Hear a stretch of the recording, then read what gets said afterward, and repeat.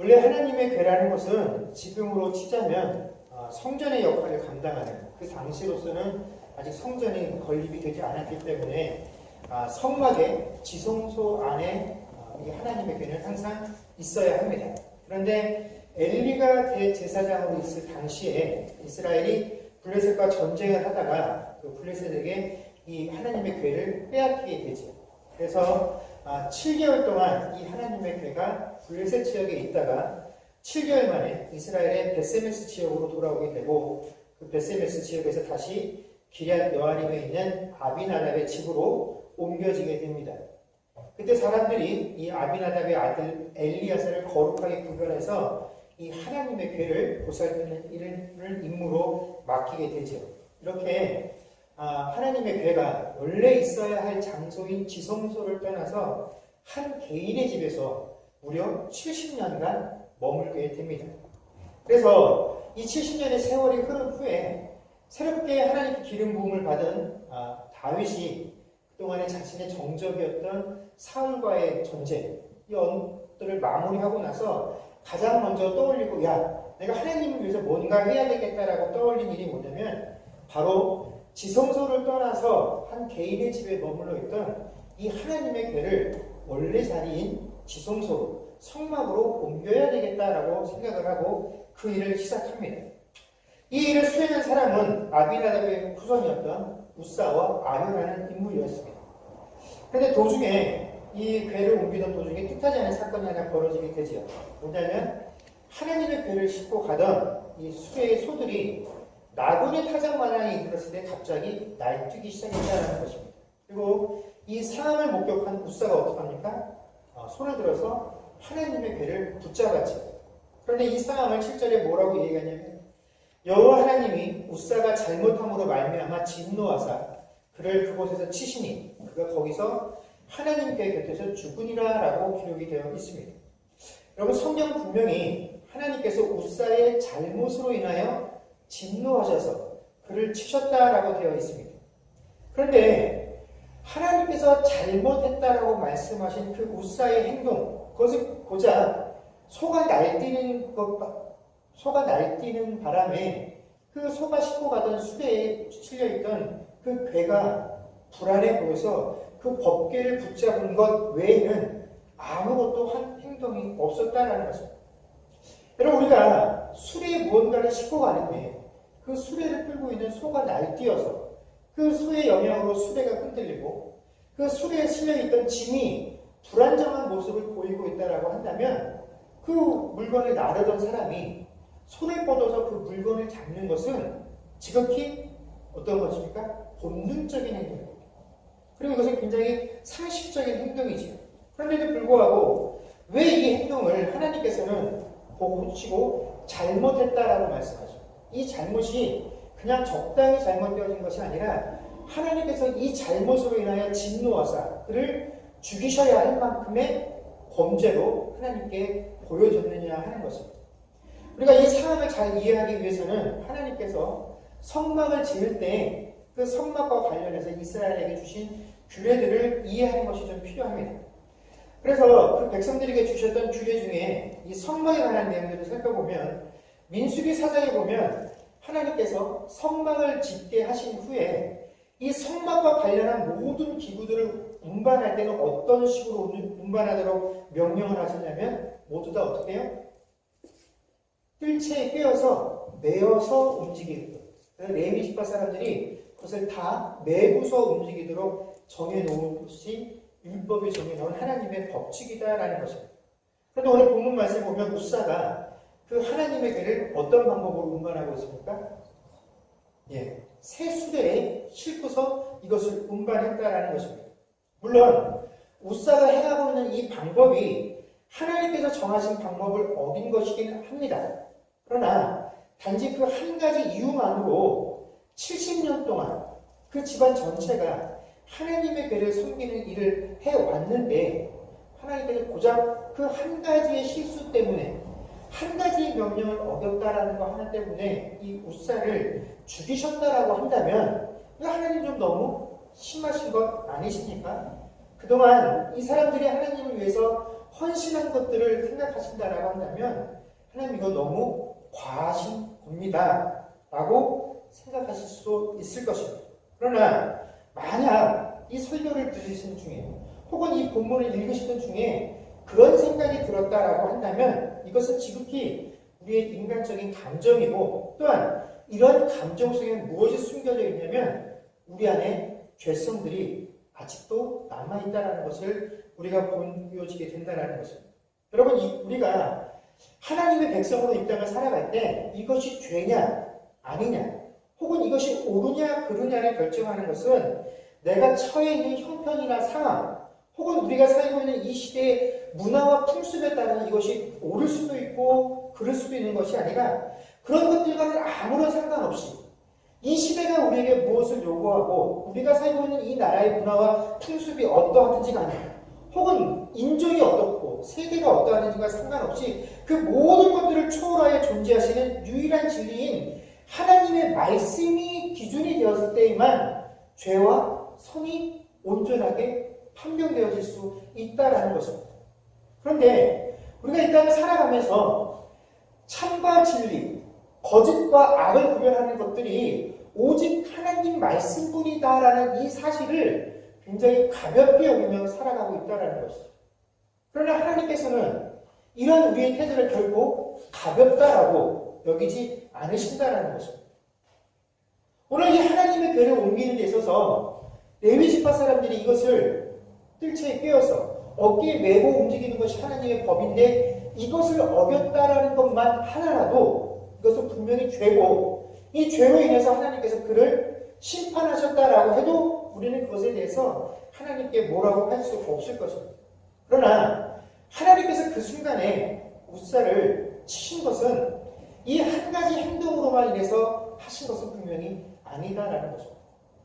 만약에 처음부터 이것이 하나님께서 우사를 심판해야 될 제목이었다라고 한다면 처음에 수레에 실차마자 몇 발짝 떼자마자 하나님께서 심판을 하셔야 되는데 이 소가 날뛰기 전까지는 이것을 용납해 주셨다라는 것입니다. 더욱이 처음 블레셋 땅에 있었던 이 하나님의 괴가 7개월 만에 이스라엘 땅으로 돌아올 때에도 하나님의 괴가 어떻게 돌아오냐면 그 블레셋 사람들이 자기들 간에는 정성스럽게 이 하나님의 괴를 돌려보낸다고 그들 역시 새 수레를 장만해서 거기에 이 괴를 실어서 보냈다라는 것입니다. 그리고 하나님께서 이 성막과 관련돼서 주신 주식에는 어떤 것이냐면 이 모든 물건들을 나르는 일은 레위인이 합니다. 그러나 이 성막 안에 특별히 지성소 안에는 누구만 들어갈 수 있습니까? 제사장, 대제사장만 들어갈 수 있다라고 레위인이라고 해서 들어갈 수 없다라는 것이죠. 그래서 하나님께서는 레위인이라고 할지라도 그 안에 들어가게 되면 어떻게 해요? 다 죽임을 당하실 것이라 하셨다라는 거예요. 그래서 물건을 운반하는 것은 레위인의 역할이지만 이것들을 레위인들이 보지 못하게 포장하고 감싸는 일들을 누가 해야 되냐면 제사장들만 할 수 있다는 것입니다. 그런데 이 하나님의 괴가 블레셋 사람들이 보낸 수레에 그냥 누구라도 보면 하나님의 괴라는 걸 알 수 있는 상황 속에서 이스라엘 땅에 들어왔습니다. 그래서 이스라엘 사람들이 그것을 보고 깜짝 놀랐죠. 야, 하나님의 괴가 다시 우리 땅으로 돌아왔다. 근데 그 하나님의 괴를 일반 백성들이 보면 죽을 것이다라는 것이 하나님의 뜻과 계획이었음에도 불구하고 하나님께서는 그것이 일반 백성들에게 그대로 노출되어 있었어도 이것들을 해서 일반 백성들을 심판하지 않으셨다라는 것입니다. 또 이것을 수습해서 이 기럇 여아림으로 옮긴 사람들이 누구였냐면 레위 사람들이었습니다. 제사장들이 와서 그 일들을 하지 않고 급한 대로 레위 지파 사람들이 그 일들을 해서 옮겼을 때에도 하나님께서는 그 행위에 대해서 결코 진노하지 않고 그냥 그 모든 것들을 용납해 주셨다라는 것입니다. 하나님께서 그들의 행동을 죄라고 여기지 않으셨던 것이죠. 그렇기 때문에 단순히 우사가 하나님의 이 괴를 수레에 옮기는 이 방법론적인 죄를 범했기 때문에 죽었다라고 말할 수는 없다라는 것입니다. 하나님께서 우사의 행동에서 진노하시고 그를 그 잘못 때문에는 죽으실 수밖에 없었던 이유는 바로 사람들 마음속에 뿌리 깊게 박혀있는 쉽게 제거되지 아니하는 이 죄의 근원적인 문제가 있었기 때문에 그렇다라는 것입니다. 오늘 우리가 그 말씀을 통해서 도대체 우리 안에 감춰져 있는 그 불뚝불뚝 튀어나오는 이 근원적인 이 죄의 문제가 무엇인지를 한번 살펴보려고 합니다. 오늘 2절 말씀을 보게 되면 다윗이 처음 하나님의 궤를 옮길 때 그의 애초의 계획은 뭐였습니까? 하나님의 궤를 메어오는 것이었습니다. 그 작정을 하고 그 준비를 하고 그 기란 여호와임으로 갔다라는 것입니다. 그런데 실제로 그 궤가 나올 때는 어떻게 되었습니까? 수레에 실려 나오게 되었다라는 것이죠. 가지러 간 왕은 분명히 율법에 적힌 대로 하나님께서 요구하시는 대로 이 궤를 메어내려고 했는데 아비나답의 자손이었던 우사와 아요에 의해서 그 방법이 무시되고 변경이 되었다라는 것입니다. 뭡니까? 하나님께서 정해주신 방법보다 우사의 경험과 생각이 더 우선시 되었다라는 것입니다. 어째서 이런 일들이 벌어지게 되었느냐 하면 바로 우사와 아요의 마음속에 있는 공로의식 때문에 그렇다라는 것입니다. 야, 우리 집안은 장장 70년 동안 이 하나님의 궤를 섬기는 일을 해왔다. 아무나 할 수 없는 이 일을 대제사장 가문도 아닌 일반 가문인 우리가 이 일을 했다라는 것이 마치 그들의 눈에 또 이스라엘 일반 백성들의 눈에 어떻게 여겨졌냐면 야, 제사장 가문이나 할 수 있는 이 일들을 절대 일반 백성들이 할 수 있었다라고 한다면 저 사람들이 얼마나 거룩하고 대단한 사람들이기에 하나님께서 이 일들을 맡기셨는가 하는 것에 대한 그런 자신들이 하고 있는 역할에 대한 것들이 야, 하나님께서 우리를 은혜를 부어주셔서라고 여겨진 것이 아니라 야, 내가 그럴 만한 자격이 있어서 이 일들을 감당하게 되었다라고 그들이 스스로 느끼게 되었고 이스라엘 백성들도 그것을 어떻게 해요? 인정해 주었다라는 것입니다.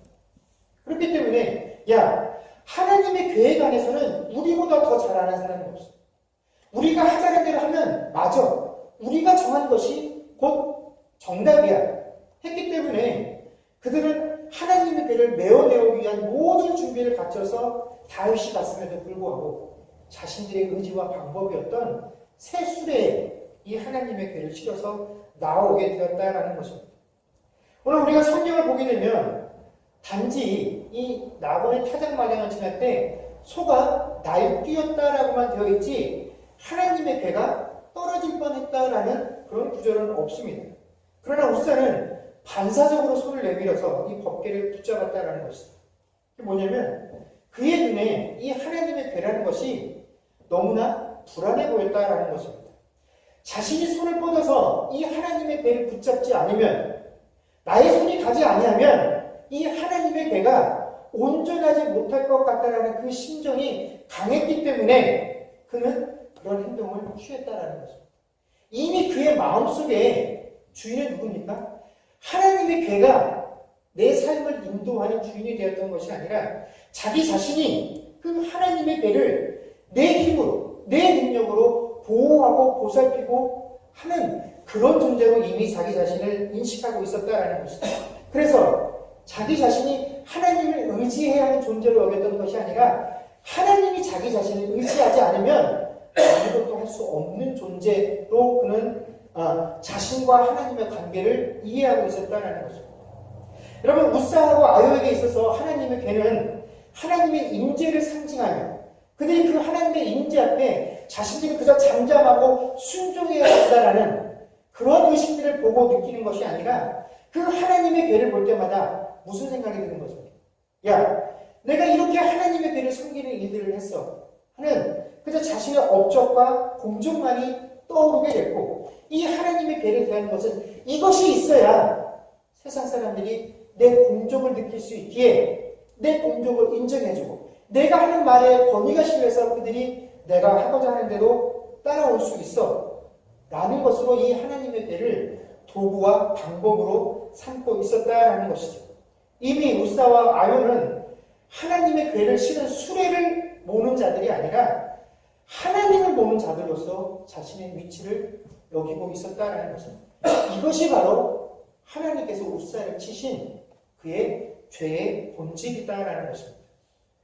여러분, 우리가 하나님을 신앙한다라고 말을 할 때 신자들에게 있어서 내가 정말로 하나님을 신앙하는 것이 맞느냐, 혹은 내가 정말로 경건하게 하나님을 섬기고 있느냐, 또 우리 주변에 함께 신앙생활하는 누군가를 대할 때 야, 저 사람이 정말 거룩하고 경건한 모습으로 신앙생활하고 있는 사람이 맞느냐 하는 것을 판단하려면 그 사람이 가지고 있는 직분이 얼마나 되었고 그 사람이 교회에 나온 지 얼마나 되어서 그 기간 동안 얼마나 이 교회를 위해서 헌신하고 섬겼는가 하는 그 기간들을 보고 그 사람이 기도할 때 얼마나 현란한 신학적인 용어를 써가면서 기도하고 있느냐 하는 것으로 그 사람의 신앙이 판단되어지는 것이 결코 아니다라는 것입니다.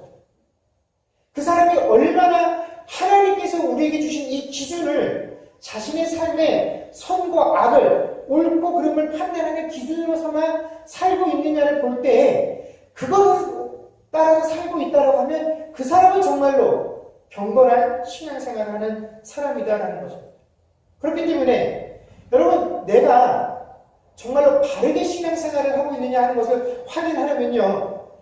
내가 하나님을 믿고 있는 것인지 아니면 내가 하나님을 믿는다라고 하는 내 믿음을 믿고 있는지를 잘 구분해야 한다는 것입니다. 여러분 이건 엄청나게 다른 것입니다.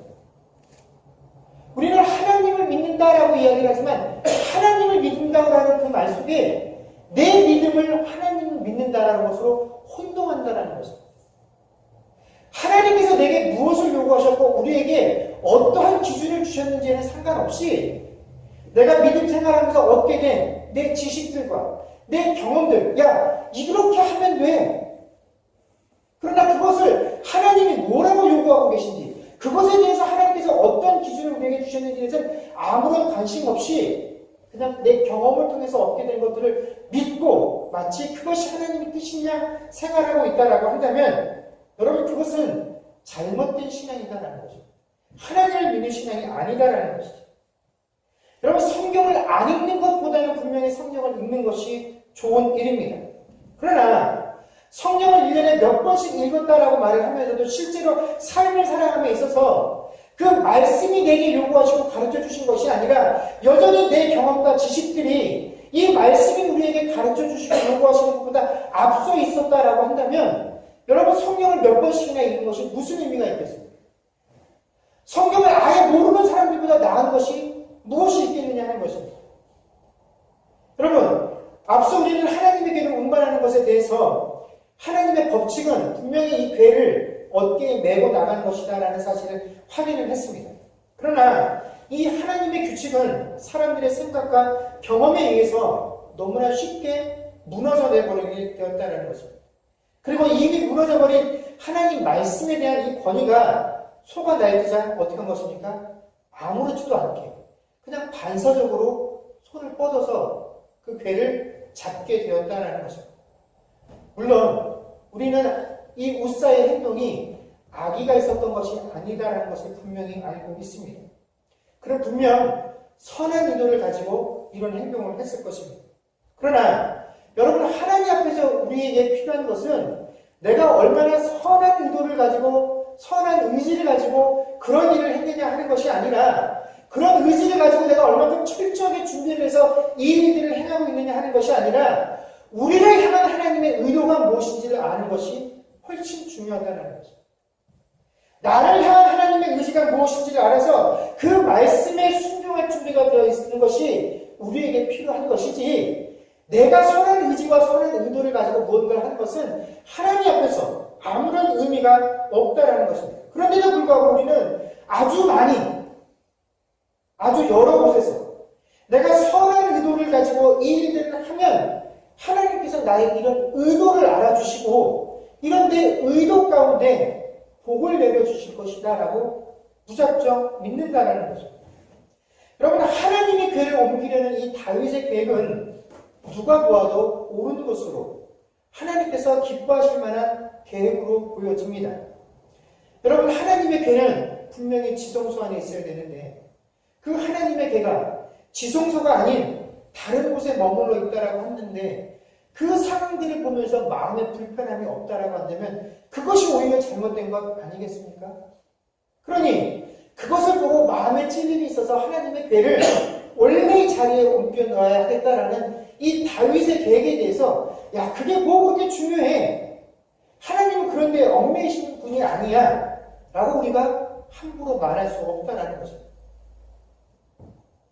우리는 누구라도 이 다윗의 계획이 선하고 하나님께서 기뻐하실 만한 일이다라고 판단을 할 것입니다.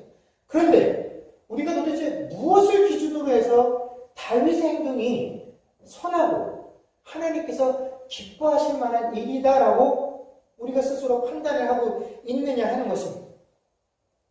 그럼 만약에 하나님의 계획가 원래 있어야 할 자리에 있어야 되는데 그렇지 않아서 불편하다고 한다면 누가 제일 불편하시겠습니까?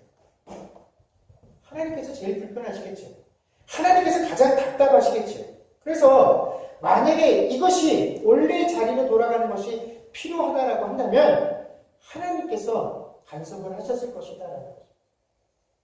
이 괴가 블레셋 땅에 7개월 동안 머무는 동안 어떤 일이 있었냐면 그들은 이 하나님의 괴를 자신들의 승리한 전쟁에서 승리한 그 기념 전리품으로 삼으려고 했습니다. 그런데 하나님께서 그것을 용납하지 않으셨죠.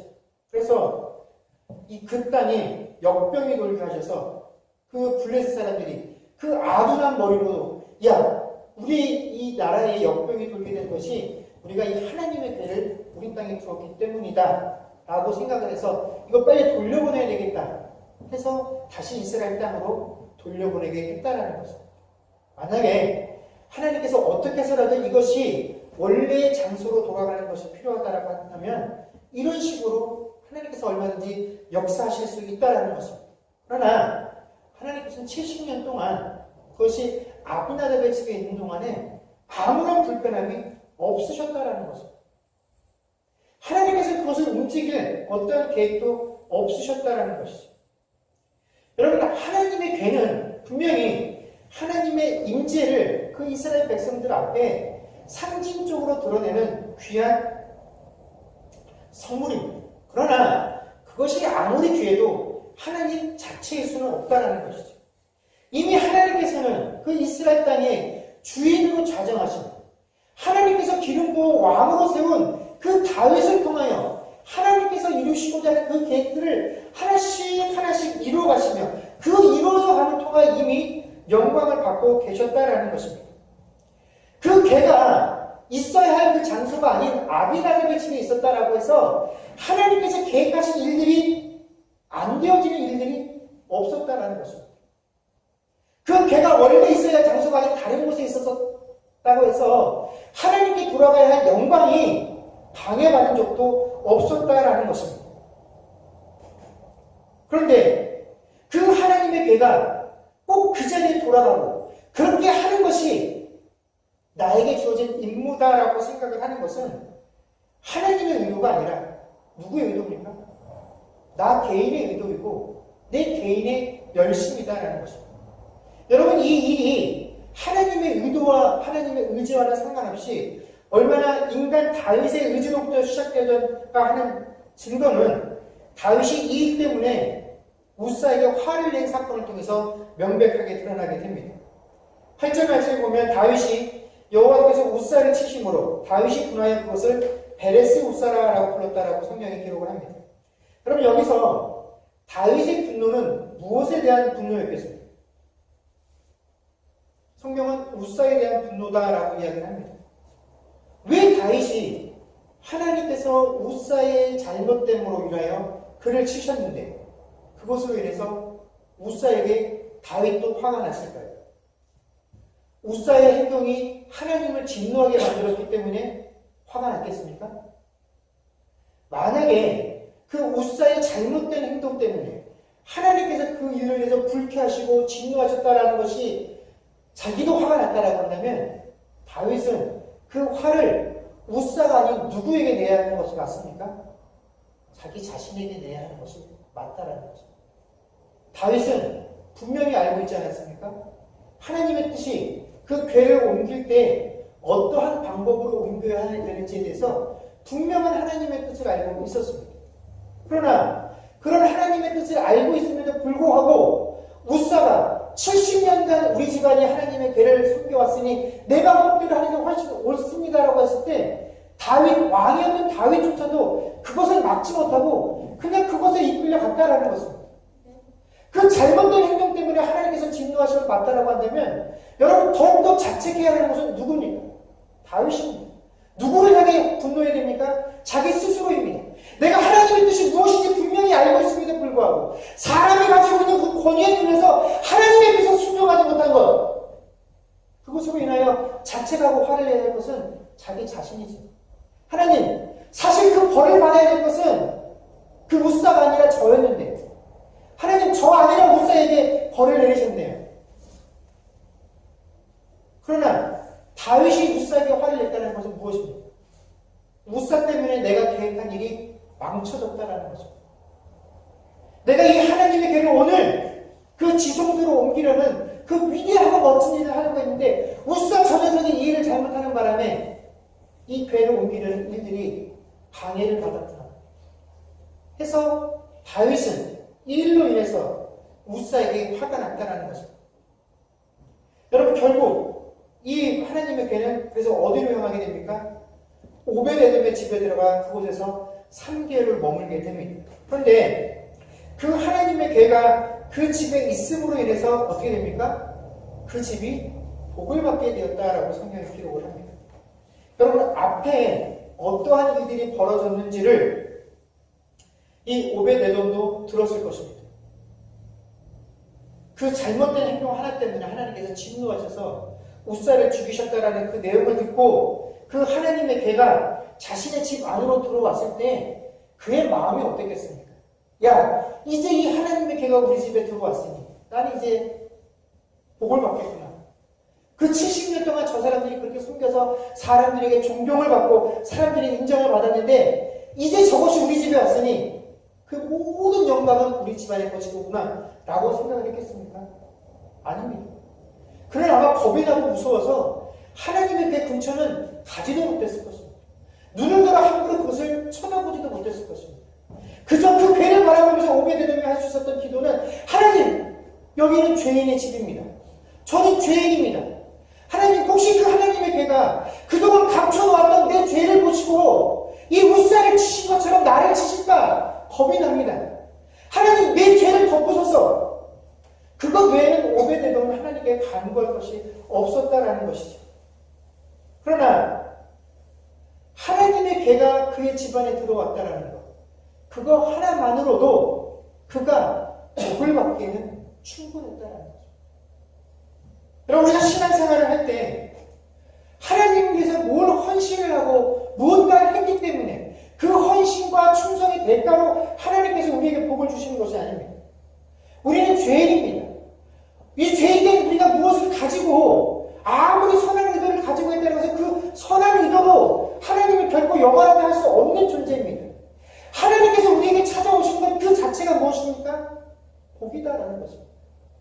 그것보다 더한 우리가 복받을 이유가 없다라는 것입니다. 그런데 우리가 자꾸 그것을 잊고 내가 무언가를 하기 때문에 이 한 것 위에 하나님께 복을 내려달라고 간구를 한다는 것이죠. 여러분, 많은 성도들이 신앙생활하면서 자신들이 만들고 자신들이 끌고 있는 그 수레에 하나님을 모시려고 합니다. 겉으로 보면 좋고 근사합니다. 그래서 그런 곳에 하나님을 모시고 있기 때문에 야, 내가 만든 수레가 더 멋지고 더 좋은 거야. 나는 이런 수레에다가 하나님을 모시고 살아. 그러나 여러분, 아무리 값지고 폼나고 좋은 것으로 그 수레를 만들었다라고 할지라도 사실 우리들은 그 내가 만든 수레에 하나님을 모시고 가려는 그 의도는 한 가지 이유밖에 없죠. 내가 끌고 가고 싶은 대로 그 하나님을 끌고 가기 위해서 내가 만든 수레에 하나님을 실으려 하는 것입니다. 그러면서 자신의 수레를 자랑하죠. 내가 그 수레에 얼마 동안 하나님을 오랫동안 모시고 있었는지, 하나님은 내 수레에 태웠다라는 그 자체만으로 하나님께 인정받은 것이다 라고 이야기를 하고 그것 자체로 사람들에게 인정을 받으려 한다는 것입니다. 여러분, 그러나 내가 만든 수레 위에 하나님을 태우려는 그 시도는 결코 하나님을 경외하는 것이 아니다라는 것입니다. 내가 계획을 세우고 내가 어떤 의도를 가지고 그 의도들을 이끌어 나가는 그 과정 가운데서 행하는 모든 것들로는 하나님께서 영광을 받으실 수 없다라는 것입니다. 하나님께서 기뻐하실 만한 일이 있을 수 없다라는 것입니다. 그런데 끊임없이 내가 만든 수레에 이 하나님을 태우고 내가 원하는 방향으로 끌고 가면서도 내 의도가 선하기에 하나님께서 여기에 기뻐하시고 내가 하나님 이 계획 가운데 복을 주실 것이다 라고 믿고 이야기하는 것은 그들이 얼마나 하나님을 만홀히 여기고 있는지를 그대로 드러내는 것이다 라는 것입니다. 여러분, 그 수레에 하나님이다라고 믿는 어떤 존재를 태워서 여러분들이 끌고 다니는 것은요, 하나님을 세상에 조롱거리로 만드는 거죠. 여러분, 아무리 선한 의를 가지고 만들었다라고 할지라도 내가 만든 수레에 절대로 하나님을 얹지 마십시오. 하나님이 만드신 그 수레에 여러분들을 올리십시오. 그래서 하나님께서 여러분들의 삶을 이끌어가도록 하십시오. 그래서 하나님께서 끌으신 방향으로 끌려가면서 하나님께서 멈추셨을 때 그곳에 같이 멈출 수 있고 또다시 하나님께서 그 길들을 가시면 함께 하나님께 실려서 그 길을 갈 수 있는 자들, 그것이 정말로 하나님을 믿고 따르는 자들의 모습이다라는 것입니다. 여러분, 우리가 무엇을 하지 않아도 그저 단지 두려움과 떨림만으로 하나님께서 내 삶으로 들어오신 것을 우리가 인정하기만 해도 여러분, 이 오벳에돔의 집에 그 개가 들어온 것만으로 그 집안이 복음을 받은 것처럼 하나님이 우리의 삶에 들어오신 것만으로도 우리는 이미 충분히 복을 받은 것이고 그것보다 더한 이유로 복을 받을 것도 없다라는 것입니다. 또한 그것이 우리가 하나님께 유일하게 복받을 수 있는 이유이기도 하다라는 것입니다. 여러분, 하나님을 경외하는 자들이 되십시오. 하나님을 믿는 자들이 되십시오. 하나님을 믿는다라고 말하는 그 내 믿음을 믿는 자들이 되어서는 결코 안 된다라는 것입니다. 성경을 얼마큼 읽었느냐 하는 것이 중요한 것이 아닙니다. 그 말씀이 내 삶의 기준이 되어서 정말로 그 말씀대로 우리가 순종하며 살 수 있어야 한다는 것입니다.